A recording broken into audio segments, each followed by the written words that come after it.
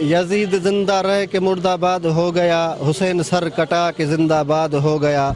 लब्बैक या हुसैन जी सदाउन सां अज गमे हुसैन मल्हाइण लाइ पूरी दुनिया वांगुरु नसीराबाद में 10 मुहर्रम जो ॾींहुं मज़हबी अक़ीदत एहतराम सां मल्हायो पियो वञे। नसीराबाद में मुख़्तलिफ़ 6 पिड़ बरामद थिया आहिनि, जिन पिड़नि में सैदनि जो पिड़, काठियुनि जो पिड़, मंगणारनि जो पिड़, शेखनि जो पिड़, कलंदर इमाम बारगाह जो पिड़ ऐं सूमरनि जो पिड़ शामिल आहे।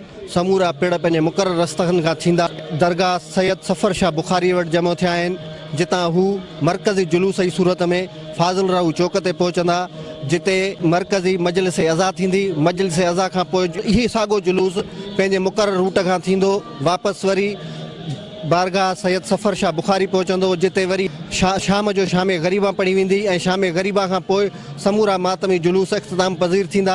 जेकर असीं ॻाल्हि कंदासीं अमन अमान जी सूरत हाल खे कंट्रोल करण लाइ, त पुलिस तरफ़ां जुलूस जे समूरनि मुक़ररु रस्तनि ते हाई अलर्ट कयो वियो आहे। पुलिस जा दस्ता मुक़ररु कया विया आहिनि, सिहत खाते तरफ़ां एम्बुलेंसूं मुक़ररु कयूं वयूं आहिनि। वापडा जे अहलकारनि तरफ़ां बिजलीअ जे अणवणंदड़ सूरत हाल खे मोड़ ॾियण लाइ वापडा जूं टीमूं मुक़ररु कयूं आहिनि। पूरे शहर में हिफ़ाज़ती इंतज़ाम सख़्तु कया विया आहिनि।